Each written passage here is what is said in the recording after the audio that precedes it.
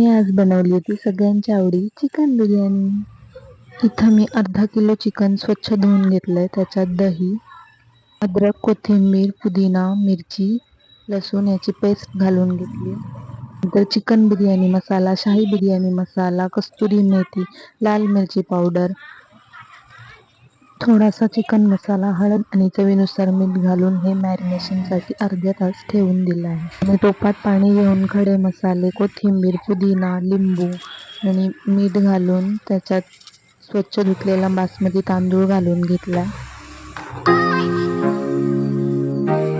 इथं मी बिर्याणीसाठी कांदा फ्राय करून घेतलाय.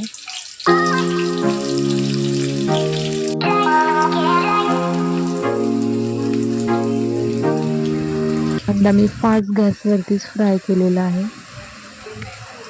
कांद्याला छान गोल्डन कलर आल्यानंतर कांदा काढून घ्यायचा. आपला तांदूळ सुद्धा 80% शिजलेला आहे. तो पण आपल्याला काढून बाजूला घ्यायचा आहे.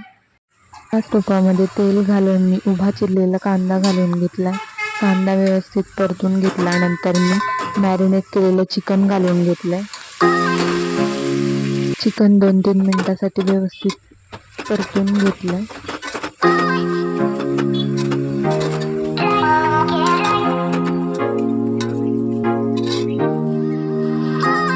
नंतर मी टोमॅटोची पेस्ट घालून तेही व्यवस्थित परतून घेतलंय.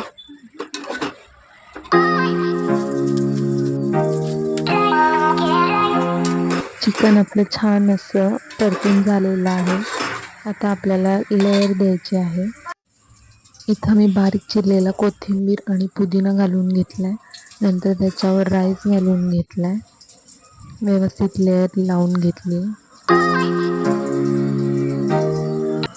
नंतर त्याच्यावर थोडीशी कोथिंबीर, पुदिना आणि कांदा घालून घेतलाय व थोडंसं चिकन मी बाजूला काढून घेतलं होतं तेही टाकून घेतलं.